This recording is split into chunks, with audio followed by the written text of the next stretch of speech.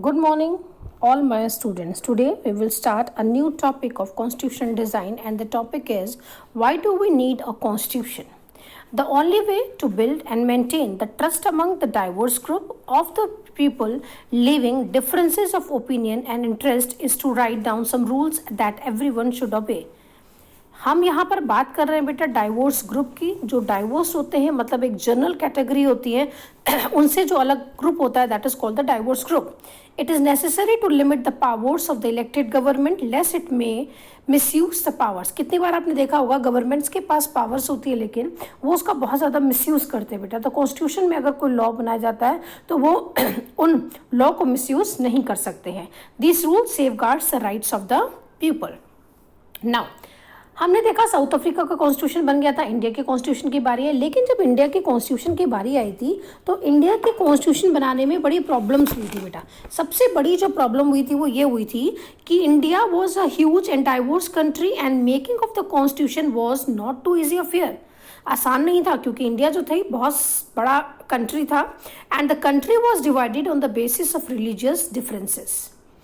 The merger of the princely state was difficult and uncertain task. अब princely states बेटा हम किसे कहते हैं? princely state कहते हैं. पहले जब 1947 से पहले बेटा जब हमारा देश इंडिपेंडेंस नहीं हुआ था तो पाकिस्तान और इंडिया दोनों एक साथ थे. तो यहाँ पे प्रिंसली स्टेट था मतलब ब्रिटिश का पूरा राज इसमें चलता था और छोटे छोटे स्टेट थे जहाँ के अपने नवाब होते थे, चौधरीज होते थे. उनका अपना एक स्टेट था जहाँ के वो कहते थे कि यस ये हमारा स्टेट है. तो इसकी वजह से ये प्रिंसली स्टेट कहलाते थे. तो the future of the country was not much insecure. जो हमारी कंट्री थी वो ज़्यादा सिक्योर नहीं थी. The makers of the constitution had anxieties about the present and the future of the country. उनको डिफिकल्टी हुई कि अब हम लोग अगर कोई कॉन्स्टिट्यूशन बनाते हैं तो हमें ये ध्यान रखना पड़ेगा कि हर कैटेगरी के जो मेंबर्स हैं उनके लिए वो जो कॉन्स्टिट्यूशन में लॉ बनाए गए हैं वो उनके लिए benefit they. Now the path of the constitution.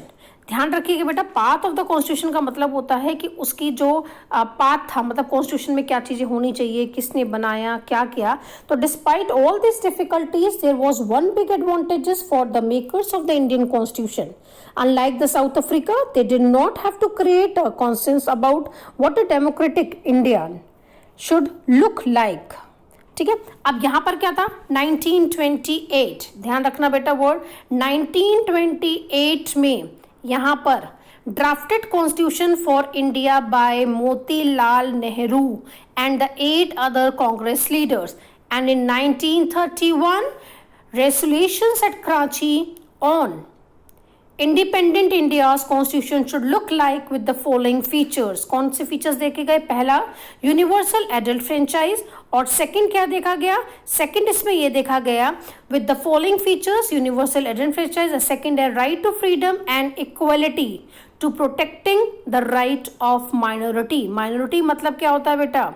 एक होता है मेजोरिटी, एक होता है माइनॉरिटी. मेजोरिटी मीन्स जहाँ मेंबर्स ज़्यादा होते हैं, माइनॉरिटी मीन्स जहाँ पे मेंबर्स क्या होते हैं? कम होते हैं. Now, the second, many of the leaders were inspired. अब जब कॉन्स्टिट्यूशन बनाया गया तो काफ़ी लीडर्स इंस्पायर हो गए थे. किन चीज़ों से? पहला था the idols of the French revolution. French revolution से उन्होंने आइडिया लिया. The practice of parliamentary democracy in Britain and bill of rights in the US. The socialist revolution in Russia had inspired many Indians to think of shaping a system based on social and economic equality. इन लोगों से इन्होंने देखा कि हाँ हम लोगों को constitution है ना ऐसा बनाना चाहिए. फ्रेंच में कैसा कॉन्स्टिट्यूशन बनाया गया था. लेकिन they were not simply imitated what others had done. At each step they think suited our country. All these factors contributed to the making of our constitution. उन्होंने हम ये नहीं कहेंगे कि उन्होंने दूसरों से चीटिंग कर ली, इमिटेट कर लिया. नहीं, उन्होंने देखा कि हमारे देश के लिए क्या चीज़ बेनिफिट करती है. इन चीज़ों को देखते हुए हमारा क्या बनाया गया? कॉन्स्टिट्यूशन बनाया गया. Now the constitution assembly in 1946. The drafting of the constitution was done by an assembly of elected representatives and 299 members are involved in this assembly. अब अगेन मैं बोल रही हूँ यहाँ पे 3 पॉइंट्स को रखा गया. पहला universal adult franchise, right to freedom and equality and to protecting the rights of the minority. सबसे पहले ज़माने में बेटा क्या होता था कि जो माइनॉरिटी थे, चाहे वो SC हो चाहे ST हो, वहाँ के मेंबर्स बड़े कम थे, उनके साथ जो बिहेवियर था लोगों का बहुत अच्छा नहीं था, तो लोग उनके साथ डिस्क्रिमिनेशन करते थे। तो इस चीज़ों को ध्यान में रखते हुए हमारा कॉन्स्टिट्यूशन बनाया जा रहा था। The assembly was dominated by the Indian National Congress. It has many non-Congress members also. The constitution does not reflect the views of its member alone. It expresses the aspiration of all the people. Now, election कैसे करके हुआ बेटा? अब elections to the Constituent Assembly was held in, याद रखिएगा, 1946 and its first meeting in December in 1946. Afterward of the country was divided into India and Pakistan. 1940 उसके बाद आपको मालूम है हमारा देश जो था आज़ाद हो गया था और उसको डिवाइड कर दिया गया था इंडिया और पाकिस्तान में. Afterward the country was divided into India and Pakistan. The Constituent Assembly that wrote the Indian Constitution had 299 members. A drafting committee chaired, ध्यान रखिएगा, ड्राफ्टिंग कमेटी के चेयर कौन थे बेटा? Doctor BR Ambedkar. Prepared a draft constitution for discussion. It was discussed clauses by clauses through a several to the discussion. The assembly adopted the constitution on 26 November 1949 and came into effect on 26 January 1950. Again I am repeating, एक यहाँ पे word आया बेटा clauses मतलब होता है a distinct section of a document. Again I am repeating, the assembly was adopted constitution on 26 November 1949. 1949 में adopt कर लिया गया था, लेकिन जो मेन इफेक्ट हुआ था इसका वो हुआ था 26 जनवरी 1950. प्लीज़ बेटा ये डेट सब बच्चे याद रखेंगे. 26 जनवरी 1950 में हमारे देश का कॉन्स्टिट्यूशन बना था. Now Why should we accept this constitution? हमने क्यों accept किया इस constitution को? Over the last 64 years, no large social groups of political party has ever questioned has the legitimacy का मतलब होता है बेटा validity, जिसे हम लोग कहते हैं, of the Constitution. Constitution Assembly represent the people of India. No universal adult franchise, but the fair geographical shares of members from all the regions of the country. Assembly represent members from the different language, group, caste, classes, religion, and occupation. And finally, the Constitution. The Constituent Assembly worked in a systematic, open, and consensus manners. Now, Indian Constitution. More than 2000 amendments were considered. Amendment का मतलब मैंने आपको बताया था, amendment का मतलब होता है बेटा जब हम किसी चीज़ में नई चीज़ों को इन्वॉल्व करते हैं वो अमेंडमेंट कहलाया जाता है. मतलब कि कॉन्स्टिट्यूशन में जो भी नई चीज़ यूज़ की जाती है, लिखा जाता है, change in the constitution made by the supreme legislative body in a country, that is called the amendment. कोई भी लेजिस्लेटिव जो होते हैं वो अगर कोई चीज़ अमेंडमेंट कर रहे हैं, कोई चीज़ उसमें और ऐड कर रहे हैं, that is called amendment. The member deliberated for 144 days spread over 3 years. Every documents and words speak in Constituent Assembly has been recorded and preserved, which is called a Constituent Assembly debate. These debates provide 12 lucky volumes.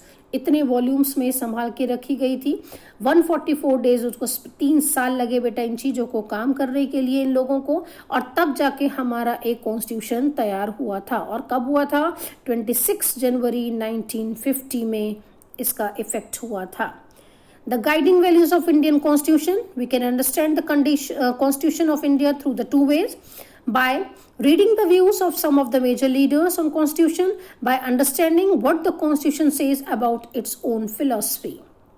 Now, what are the dreams and the promises? Mahatma Gandhi is totally opposed to make the Constitution. आप देखिएगा कहीं पर भी जब constitution की बात की जाती है बेटा तो महात्मा गांधी जी का नाम नहीं लिया जाता है. यहाँ पर 2 इम्पोर्टेंट पर्सनैलिटी की बात की जाती है. एक की जाती है डॉक्टर BR अम्बेडकर की और एक की जाती है डॉक्टर राजेंद्र प्रसाद की. Again I am repeating, 2 important people हैं यहाँ पर. एक है डॉक्टर BR अम्बेडकर और दूसरे हैं हमारे डॉक्टर राजेंद्र प्रसाद. तो Mahatma Gandhi in his magazine Young India in 1931 spelled out what he wanted the constitution to do. Dr. B.R. Ambedkar criticized Mahatma Gandhi and his vision.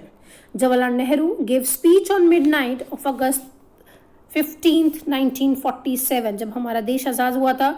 He stated, when the world sleep, India will awake to life and freedom. Freedom and power brings responsibility. Service of India means service of the millions who suffers. The ambition of the greatest man of our generation has been to wipe every tear from every eyes. 1947 15 अगस्त 1947 को हमारा देश क्या हो गया था बेटा, आज़ाद हो गया था. उस दिन जवाहरलाल नेहरू ने सब लोगों को स्पीच दी थी. नाउ कॉन्स्टिट्यूशन ऑफ इंडिया, सबसे पहला वर्ड आया है बेटा प्रियम्बल. ये हमारा कॉन्स्टिट्यूशन है इंडिया का, the Constitution of India. Now, what is the meaning of preamble? Preamble means the Constitution begins with the short statement of the basic value. This is called a preamble to the Constitution. The Constitution begins with the short statement. एक छोटा सा statement है जिसमें कुछ basic values है, वो क्या कहलाता है, preamble कहलाता है. Now, what are the significances of the Constitution, preamble constitutions? It contains all the philosophies on which the entire constitution has been built.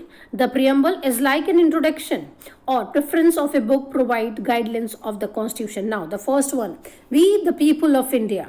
The constitution has been drawn up, enacted by the people through the representative and handed down to them. दूसरा word यहाँ पर जो आता है वो है sovereign. Sovereign का means होता है बेटा जिसे हम लोग कहते हैं emperor. People have supreme right to make decision internal as well as external. हम दोनों चीज़ें ले सकते हैं, चाहे इंटरनल हमें राइट दिया जाए या कोई डिसीजन लिया जाए, चाहे हम लोग क्या कर सकें, एक्सटर्नल डिसीजन ले सकें. सोशलिस्ट का मतलब है wealth is generated socially and should be shared equally by society, government given give equal respect to religion. मतलब यहाँ पर क्या है बेटा कि हमें हर रिलीजन को इक्वली रिस्पेक्ट देनी चाहिए. Secular, what is the meaning of secular?